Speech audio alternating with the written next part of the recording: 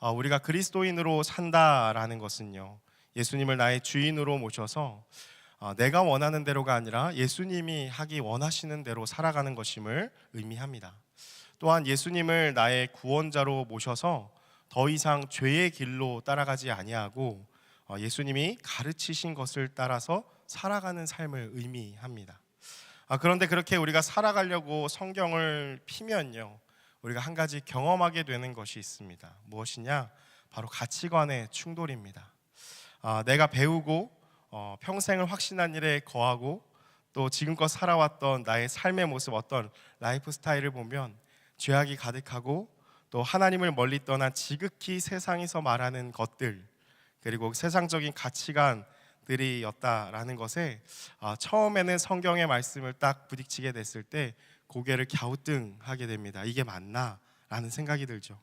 그리고 또한 화도 납니다. 때로는 이렇게까지 생각하는데요, 성경이 말하는 것이 잘못되었다. 내가 살아왔던 삶의 방향이 맞고 이 성경이 말하는 것이 말도 안 된다라고 부인할 때도 있습니다. 특히 우리가 함께 나눌 이 산상수훈의 말씀은요, 예수님이 말씀하신 말씀들 중에 정말 엑기스라고 또 말할 수 있는 것들인데요, 산상수훈은 이렇게 우리 안에 익숙한 세상의 가치관에 정면으로 승부를 합니다. 그래서 세상의 가치관이 전복되는 것을 볼 수가 있습니다. 먼저 오늘의 본문을 함께 살펴보기 원하는데요, 우리가 읽은 이 누가복음의 산상수훈의 말씀은 예수님께서 그 제자들과 예수님을 따르는 무리들에게 집중적으로 하시는 말씀입니다. 마태복음보다 매우 간략하게 나타나고요, 또 마태복음에서는 나타나지 않는 이 저주까지 등장하면서 사복사화로 나타납니다. 네 가지의 복과 네 가지의 화가 나타나죠. 그래서 이 말씀은요, 복과 저주가 이 대조적으로 나타나는데요, 서로 이 대조되는 이 두 부류의 삶을 나타내므로 어떤 자의 삶을 우리가 살아가야 하는지를 말씀하는 그러한 말씀입니다. 그래서 20절에서 23절까지의 말씀은 네 가지의 복된 자들에 대해서 이야기하고, 그리고 23절에서 26절까지의 말씀을 보면 그에게 반대되는 자들에 대한 저주와 이 화가 나타납니다. 그래서 이렇게 표를 한번 준비해 봤는데 복과 화가 이렇게 대조가 됩니다.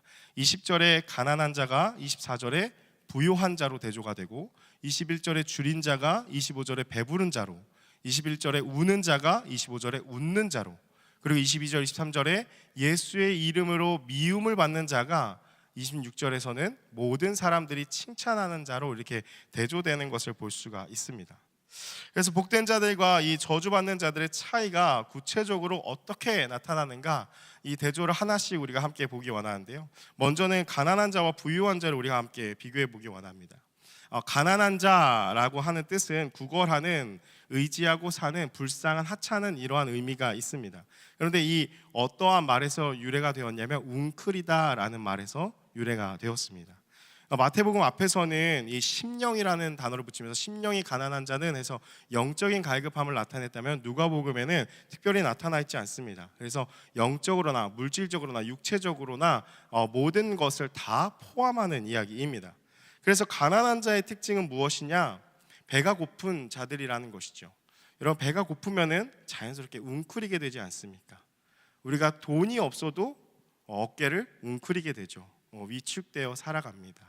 그래서 무엇이 없음, 결핍은 우리로 하여금 웅크리게 한다라는 것이죠. 그래서 늘 항상 결핍을 느끼는 것이 가난한 자의 특징입니다. 그런데 그만큼 육체적으로나 정서적으로나 무엇인가 받을 수 있는 공간이 그만큼 넉넉하다라는 것이죠. 그래서 비어있는 자들이 또한 가난한 자들의 특징입니다. 그렇다면 반대로 부유한 자들은 왜 부유한 자에게 화가 임하는가?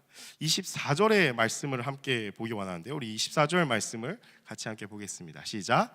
그러나 화 있을진저 너희 부유한 자여, 너희는 너희의 위로를 이미 받았도다.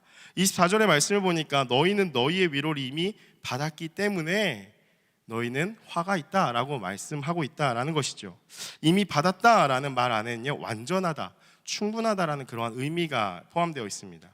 그래서 부유한 자들은 그들이 이미 소유한 이 물질로 인해서 충분한 위로를, 완전한 위로를 받았기 때문에 그들 안에 이미 넉넉하게 채워져 있기 때문에 가난한 자들과 반대적으로 그 안에 빈 공간이 없는 것이죠. 하나님의 위로가 들어갈 공간이 없다라는 것입니다. 따라서 가난한 자가 복되다 하는 이유는요, 바로 하나님의 그 위로를 받을 수 있는 공간이 많기 때문입니다. 두 번째로 줄인 자와 배부른 자는 어떻습니까? 줄인 자는요, 앞에 가난한 자와 마찬가지로 마태복음에서는 의에 줄이고 목이 마른 자라고 이렇게 표현을 하고 있죠. 근데 누가는 말 그대로 육체적인 굶주림도 포함이 되어 있는 것입니다. 그래서 육적으로나 영적으로나 배가 고픈 목마른 자들이 인 것이죠. 그래서 줄인 자는 가난한 궁핍함이라는 뜻인데요, 어떤 단어에서 파생되었느냐? 수고하다라는 단어에서 파생이 되었습니다. 그래서 어떤 의미냐, 계속해서 우리가 채우려는 수고를 하여도 채울 수 없는 상태인 것이죠. 많은 것들을 수고하며 채우려고 하지만 채울 수 없는, 채워지지 않는, 채울 수 없는 그러한 모습인 것입니다. 반대로 배부른 자들은 어떠한 자들인가? 무엇 안에라는 전치사와 또 많은, 많다라는 형용사가 합쳐진 말로 이 부유한 자와 마찬가지입니다. 속이 꽉 차 있는 것입니다. 안에 많은 것들이 꽉 차 있는 것이죠. 여러분, 마치 음식을 좀 과하게 먹었을 때, 과식했을 때 목이 정말 음식물이 여기 목구멍 끝까지 찬 것 같아라는 그러한 느낌과 같다라는 것입니다. 그래서 그렇게 속이 꽉 차 있는 자들, 그래서 이들에게 임하는 화는 오히려 너희는 비워질 것이다, 가난한 자가 될 것이다, 채워지지 않을 것이다 라고 이 줄인 자와 반대가 될 것임을 나타냅니다. 세 번째로 우는 자와 웃는 자는 어떻습니까? 여러분, 우는 이유에는 여러 가지가 있죠. 여러 가지 이유로 우리는 눈물을 흘립니다. 울게 되죠. 우리가 우는 이유가 때로는 기쁨의 눈물도 있지 않습니까? 근데 여기에서 나오는 이 우는 자의 울음은 슬픔의 눈물입니다. 시편의 말씀에 그러한 말씀이 있죠. 내 눈물이 주야로 내 음식이 되었도다 라는 그러한 말씀과 같이 죄로 인한 비참함, 그리고 내 삶 자체에 대한 이 공고함, 그리고 고단함, 이 비참함의 눈물을 계속해서 흘리는 자들의 모습인 것입니다. 근데 웃는 자의 모습은 그럼 어떠한가? 웃는 자는 어떠한 뜻인가? 여러분, 하나님 앞에서 웃는다라는 것은 그냥 하나님을 즐거워한다라는 그러한 뜻이 아니라, 하나님 앞에서 웃는다는 여기서 나타나는 뜻은 인간의 오만과 교만을 나타냅니다. 모든 것이 다 갖춰져 있기 때문에 하나님을 깔보는, 무시하는 그러한 모습이다라는 것이죠. 시편 2편 1절에서 3절에 이러한 말씀이 있는데요, 우리 자막을 통해서 같이 함께 읽어보겠습니다. 1절에 3절 함께 읽겠습니다. 어찌하여 이방 나라들이 분노하며 민족들이 헛된 일을 꾸미는가? 세상에 군환들이 나서며 관원들이 서로 꾀하여 여호와와 그의 기름 부음 받은 자를 대적하며 우리가 그 맨 것을 끊고 그의 결박을 벗어버리자 하는도다. 여러분, 이 시편 2편에 어떤 모습이 나타납니까? 하나님을 대적해서 스스로 높아진 자들의 모습이 나타납니다. 여러분, 오늘날로 적용하면은 현재의 삶에서 사회적 지위나 부를 얻는 것으로 만족함을 누리는 것이지요. 그래서 그것을 과신합니다. 내가 이만큼의, 요즘 날로 따지면 부동산이 있고 어떤 주식이 있고 요즘에 또 코인을 하지 않습니까? 이러한 코인이 있기 때문에 나는 든든하다라고 여기면서 하나님을 향한 갈급함이 있는 것이 아니라 모든 것이 다 만족한, 채워진 그런 상태에서 그것을 과신하면서 하나님에 대해서 웃는, 우습게 하나님을 여기는 모습들이라는 것이죠. 그런데 이런 자들이 어떻게 되는가? 성경은 애통하며 울게 된다고 이야기합니다. 시편 2편 그 다음 구절인 4절의 말씀에 바로 이어서 시편에서도 이렇게 얘기하는데요, 우리 2장 4절의 말씀도 같이 함께 읽어보겠습니다. 시작. 하늘에 계신 이가, 아멘. 어떻게 되죠? 하늘에 계신 이가 웃으시며 비웃으시리로다. 하나님께서 그 모든 것들을, 그렇게 있다고 여기는 것들을 다 가소롭게 여기신다라는 것입니다. 마지막으로 어떠한 것이 나타나죠? 미움을 당하는 자와 칭찬을 당하는 자가 나타납니다. 여러분, 왜 미움을 당하는가? 말씀에서는 예수를 인하여 미움을 당하고 사람들에게 배척당하고 버림을 받는 것이죠. 성경은 이러한 자들의 모습을요, 오늘 누가복음 23절에는 이렇게 얘기를 하는데요. 우리 23절의 말씀도 다시 한번 함께 읽겠습니다. 시작. 그날에 기뻐하고 하늘에서 너희의 상이 큼이라. 그들의 조상들이 선지자들에게 이와 같이 하였느니라. 아멘. 여러분, 뭐라고 말씀하고 있습니까? 기뻐하고 뛰놀라 하면서 너희의 상이 크다라고 말씀하면서 그들의 조상들이 선지자들에게 이와 같이 하였느니라 라고 하면서 선지자들 이야기를 합니다. 그래서 하나님의 말씀을 대언한 이 선지자들로 나타내면서, 선지자들은 어떤 자들입니까? 하나님의 말씀을 청종하여 의를 위하여 살고자 하였으나 핍박을 받은 자들입니다. 가난한 자, 줄인 자, 우는 자들은 예수를 위해 예수 하나만을 사랑하며 앙모하며 그 예수를 위해 살고자 하나 핍박을 받는 자들, 핍박을 당하는 자들이라는 것이죠. 그래서 예수만 있는 자들이 이 가난한 자, 우는 자, 그리고 핍박당하는 그러한 자들의 모습이다라는 것입니다. 이들은 복을 받으나 어떤 자가 화를 당하는가? 모든 사람에게 칭찬을 받는 자들이다라고 나타납니다. 우리 26절도 같이 함께 읽어보기 원합니다. 함께 읽겠습니다. 모든 사람이 너희를 칭찬하면 화가 있도다. 그들의 조상들이 거짓 선지자들에게 이와 같이 하였느니라. 26절의 말씀에는요, 화를 당하는 자를 누구와 비교하냐? 거짓 선지자들과 비교하면서 나타냅니다. 여러분, 거짓 선지자들은 어떠한 자들이죠? 이스라엘 백성들에게 거짓으로 하나님의 말씀을 대언한 그러한 자들이죠. 하나님의 마음을 가지고서 회개를 촉구해야 할 때 평안하다 평안하다를 외친 자들이 이 거짓 선지자들입니다. 거짓으로 복을 빈 자들이죠. 미움을 당하는 자, 칭찬을 받는 자의 끝은 이 서로 뒤바뀐다라는 것을 또한 이 성경이 나타냅니다. 세상에 모든 것이 있는 자들이 바로 이 화가 있는 자들, 배부른 자, 웃는 자, 또한 사람들에게 칭찬받는 자, 세상의 모든 것을 다 갖고 있는 자들이다라는 것이죠. 여러분, 왜 이러한 성경의 가치관이요, 세상에 우리가 갖고 있는 너무나 익숙한 이 가치관의 반대가 되는 것일까요? 여러분, 우리가 살고 있는 이 시대를 한번 생각해 보십시오. 세상은 양육강식의 세상입니다. 강한 자가 살아남습니다. 그리고 능력이 있는 자가 더 가져야 마땅하다는, 우리는 능력주의라고 하는 자본주의 사회 안에 살아가고 있죠. 그래서 더 능력이 있으니까 더 갖는 게 당연한 거지, 없으면 더 없는 게 당연한 거야 라고 생각하며 살아간다라는 것이죠. 또한 그렇게 부유한 자가 칭찬을 받는 사회입니다. 여러분, 잘 아시다시피요, 여러분, 어떤 인기가 있고 좋아하는 사람들이 부유한 자들이 많습니다. 어떤 다른 모든 것은 잘 모르더라도 우리나라의 뭐 몇 대 재벌 그 회장들의 이름을 잘 알지 않습니까? 지금 또 트럼프가 미국은 당선되면서 함께하는 일론 머스크가 엄청 인기가 많아졌습니다. 그러한 부유한 자들, 많은 것을, 세상에 많은 것을 가지고 있는 자들이 인기가 있고 또 사람들이 좋아하고 함께하고 싶어 한다, 친근하게 여긴다라는 것입니다. 여러분, 우리의 솔직한 마음을 한번 보기 원합니다. 사실 우리의 마음은 어디에 기울어져 있습니까? 가난한 자입니까? 부유한 자입니까? 우리가 부인할 수 없는 사실은요, 부유하고 배부르고 웃음과 칭찬을 받는 삶을 우리는 동경하면서 살아가지, 성경이 말하는 대로 가난하고 줄이고 울고 미움받는 삶을 우리가 추구하면서 살아가려고 하지는 당연히 않는다라는 것이죠. 여러분, 이러한 우리에게 상상수훈은요, 그러한 우리의 사고방식을 완전히 뒤엎는 것입니다. 우리가 당연하다고 여기는 것들에 대해서 그것들은 화가 있어. 그런데 당연하지 않다고 여기는 것에 대해서 그것이 복이 있다고 한다라는 것이죠. 여러분, 이러한 반발심이 우리 안에 일어날 수 있습니다. 아니, 이 땅을 살아가면서 우리 안에 좀 그 정도도 누리지 못한다는 것입니까? 그럼 그리스도인들은 늘 가난해야 됩니까? 그리스도인들은 늘 못 살아야 됩니까? 늘 굶주리고 애통하고 미움을 받으면서 살아가는 게 그리스도인들입니까? 하나님이 우리를 사랑하시지 않습니까? 우리가 행복하기 원하시는 거 아닙니까?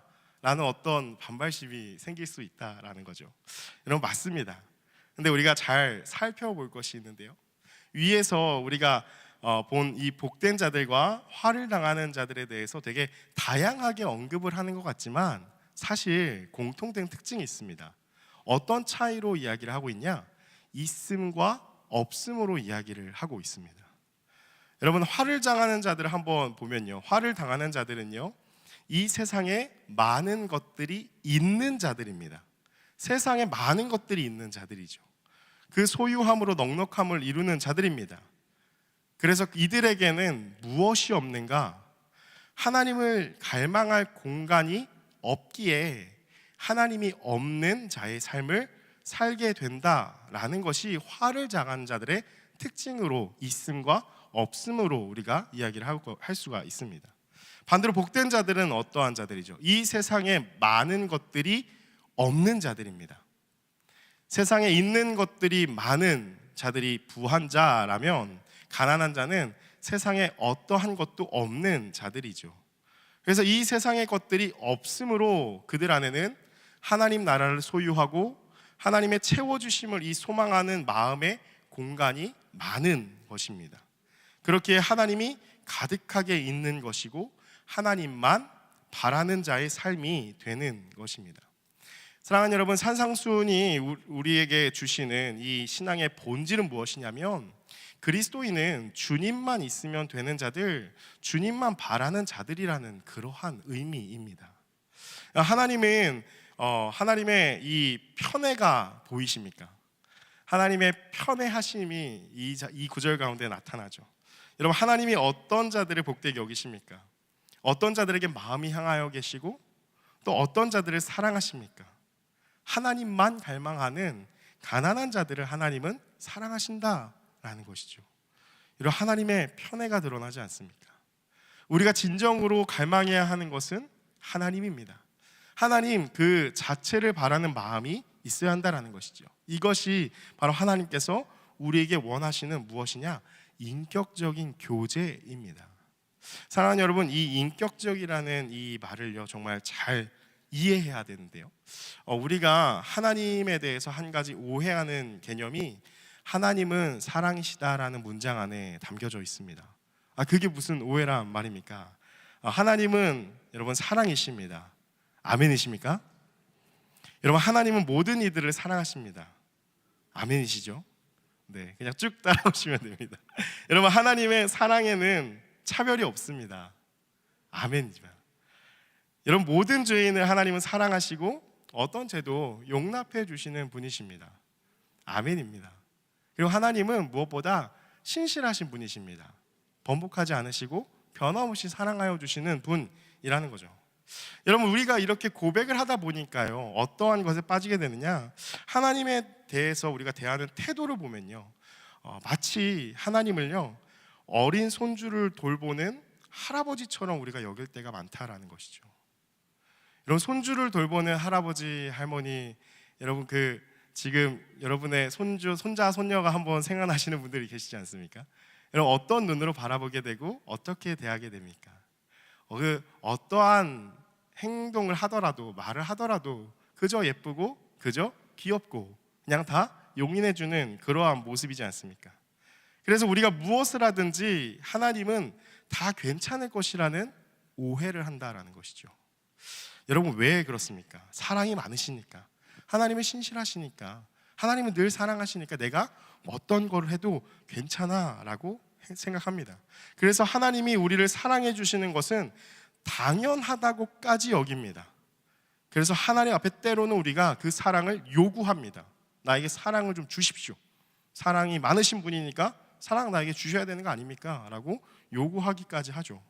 그래서 제가 어떻게 해도 주님은 저를 사랑하셔야 합니다 라고 요구를 합니다. 때로는 더 나아가서 내가 어떠한 짓을 하더라도 다 하나님은 용서하실 거라고 하나님을 압박하기도 한다라는 것이죠.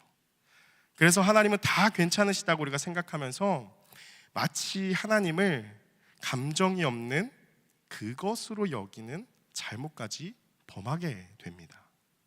사랑하는 성도 여러분, 이것은요 하나님을 비인격적으로 대하는 태도입니다.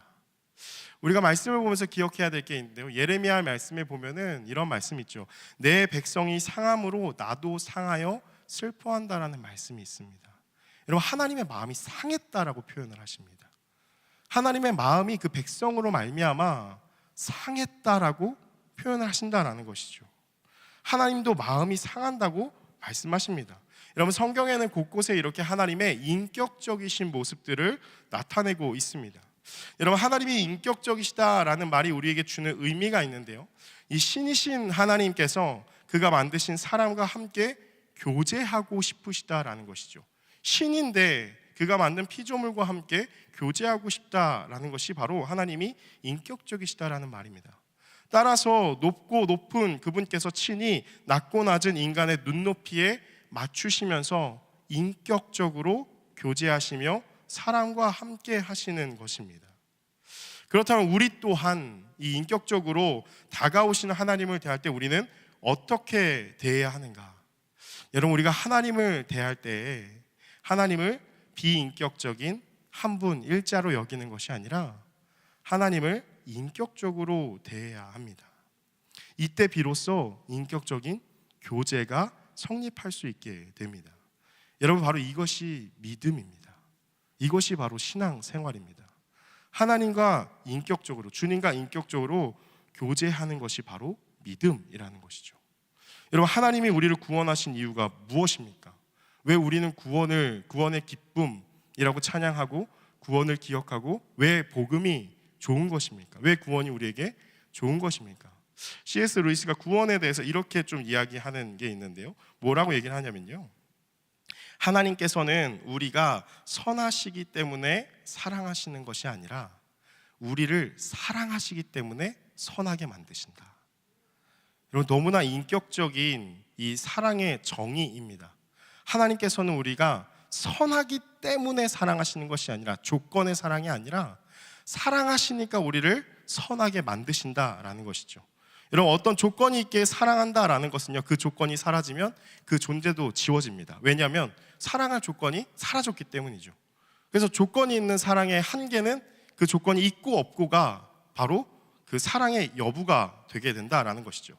그러나 그 사람을 있는 그대로 사랑한다라는 것은 그 사람을 사랑하기에 그 사랑으로 인하여, 그 사람을 사랑하는 것을 인하여 그가 더 많은 것들을 할 수 있는 힘을 얻고 또 사랑할 수 있는 자로 변화되는 것입니다. 그래서 사랑스러워지는 것이죠. 그 사랑으로 말미암아 맺게 되는 결실입니다. 그래서 우리가 부른 찬양 중에 나의 하나님이라는 찬양 안에서도 그러한 가사가 있지 않습니까? 내가 사랑스럽지 않을 때 나는 너를 온전히 사랑하고, 이 아가서의 고백과 같이 네가 사랑스럽지 않을 때 내가 너를 먼저 사랑했다라고 하면서 그 사랑으로 우리를 선하게 만드신다라는 것이죠. 사랑하는 여러분, 바로 이것이 하나님이 원하시는 우리와의 하나님과 인격적인 관계입니다. 여러분, 인격적 교제는요, 인격적인 관계로 형성이 됩니다. 그래서 오늘날 우리가 하나님을 사랑할 수 있는 이유는 무엇이냐면 하나님이 우리를 먼저 사랑하십니다. 그 말은 하나님이 우리에게 먼저 인격적으로 다가오신다는 것입니다. 여러분, 하나님은 우리를 결코 함부로 대하시지 않습니다. 우리가 잘 아는 계시록 3장 20절의 말씀도 있지 않습니까? 볼지어다 내가 문 밖에 서서 두드리노니. 하나님은 문 벌컥벌컥 열고서 회개해, 강압적으로 하시는 분이 아니라 우리를 소중하게, 귀하기 때문에 소중히 여기시고 인격적으로 다가오시는, 사랑으로 대하시는 분이시죠. 그렇게 하나님이 우리를 사랑하시기 때문에 우리가 마음대로 해도 되는 것이 아니라 그 하나님의 사랑을, 인격적인 사랑을 경험했다면 우리도 그 사랑을 깨달아 알아서 하나님을 귀하게 여기고 어려워하고 조심스럽게 대하고 사랑해야 하는 것, 그것이 하나님을 대하는 태도여야 한다라는 것입니다. 여러분이 이러한 인격적인 관계의 제일 중요한 요소는 바로 자원함입니다. 하나님은 우리 모두를 사랑하시지만 특별히 더 사랑하시는 자들, 하나님의 마음이 더 기울어지는 자들은 하나님만을 갈망하는 자들입니다. 자원함으로 하나님을 더욱 필요로 하는 자들, 자원함으로 하나님을 더욱 찾고 부르짖는 자들에게 하나님은 더 가까이 하신다라는 것이죠. 그래서 시편 145편 18절의 말씀에 이러한 말씀이 있습니다. 우리 자막을 통해서 함께 읽겠습니다. 시작. 여호와께서는 자기에게 간구하는 모든 자, 곧 진실하게 간구하는 모든 자에게 가까이 하시는도다. 아멘. 여러분, 하나님은 편애하시는 하나님이십니다. 하나님은 가난한 자들을 사랑하십니다. 하나님은 그에게 가까이 하는 자들에게 가까이 하십니다. 모든 자에게 가까이 하시는 것이 아닙니다. 간구하는 모든 자에게 가까이 하십니다. 하나님을 찾고 부르짖고 하나님 밖에 없다고 매달리는 자들에게 하나님은 더 사랑함으로 가까이 하신다라는 것이죠. 여러분, 산상수훈의 메시지는 단순히 복과 화를 구별해서 이렇게 율법주의적으로 너네는 복을 받으려면 이렇게 살아야 돼, 이렇게 살면 화를 받는 거야 라고 우리에게 알려주시는 것이 아니라 바로 하나님과의 인격적인 관계로 우리를 초대하시는 그러한 말씀인 것입니다. 사랑하는 여러분, 하나님 앞에서 우리가 어떻게 행동해야 하겠습니까? 여러분, 하나님의 마음을 한순간에 나에게 가까이 하는, 기울이게 하는 이런 비법이 있는데요. 비밀이 있는데요. 그 열쇠가 있는데요. 여러분, 이 한마디만 하면요, 하나님의 마음을 녹이고 하나님의 마음을 기울이게 할 수 있습니다. 마치 이렇게 얘기하니까 되게 약장수 같은 느낌이 나는데요. 여러분, 어떤 말일까요? 하나님의 마음을 한순간에 쑥 나에게 기울이게 하는. 여러분, 부모와 자녀의 관계 안에서 자녀가 어떻게 말을 할 때 여러분의 마음이 다 녹아지고 기울어지십니까? 딱 한마디입니다. 하나님, 나를 좀 도와주십시오. 나를 좀 긍휼히 여겨주십시오. 하나님, 나를 불쌍히 여겨주옵소서. 여러분, 이 한마디가 하나님의 마음을 녹게 하고 하나님의 마음을 확 나에게로 기울이게 하는 한마디입니다. 여러분의 자녀가 여러분에게 엄마 아빠 나 좀 도와주세요, 나 좀 불쌍히 여겨주세요 라고 하면은 아마 바로 눈물이 터질 것입니다. 여러분, 하나님도 마찬가지입니다. 하나님 앞에 우리가 나아갈 때 하나님, 주여 나를 불쌍히 여겨 주옵소서, 나에게 긍휼을 베풀어 주옵소서, 나를 긍휼히 여겨 주옵소서. 이 가난한 심령으로 하나님 앞에 나아간다면 이것이 무슨 의미가 됩니까? 저는 주님밖에 없습니다. 주님, 저는 주님뿐입니다. 주님이 없으면 단 하루도 살아갈 수 없습니다. 여러분, 이것이 바로 우리가 영원토록 주님 앞에 해야 할 말입니다. 사랑하는 여러분, 말씀을 마무리합니다. 여러분, 예수님의 삶을 한번 생각해 보면요, 예수님의 주변에는 참으로 비참하고 외롭고 불안하고 염려에 가득 둘러싸여 있고 불치병에 걸려 있고 너무도 고달픈 인생들이 그 예수님의 주위에 모여 있었다라는 것을 우리가 알 수 있습니다. 여러분, 예수님은 그런 자들과 가까이 하셨고 그런 자들과 교제하셨습니다. 여러분, 오늘날 교회 안에서 이 시간에도 주님이 부르시는 자들, 가까이 하는 자들은 어떤 자들입니까? 건강하고 넉넉하고 배부르고 기도 제목도 없고 뭐 다 괜찮은데? 라고 하는 자들일까요? 여러분, 주님이 필요한 자들, 연약하고 무너지고 아프고 힘들고 어려운 자들, 주님의 긍휼을 구하는 자들이 바로 주님이 가까이 하시는 자들이라는 것입니다. 여러분, 이런 하나님 앞에 제일 어리석은 자는 스스로 부유하다고 건강하다고 생각하는 자들입니다. 여러분은 지금 하나님 앞에 어떤 자로 서 계십니까? 주님의 긍휼하심을 구하며 주님밖에 없다고 고백하고 계십니까? 아니면 다른 것으로 그 공간을 채우면서 넉넉하다고 괜찮다고 서 계십니까? 여러분, 오늘 이 시간 우리를 향하신 그 주님의 긍휼하심을 구하면서 주님뿐이라고 가난한 심령으로 주여 나를 긍휼히 여겨달라고 그렇게 고백하며 기도하는 우리가 되어지기를 간절히 소망합니다.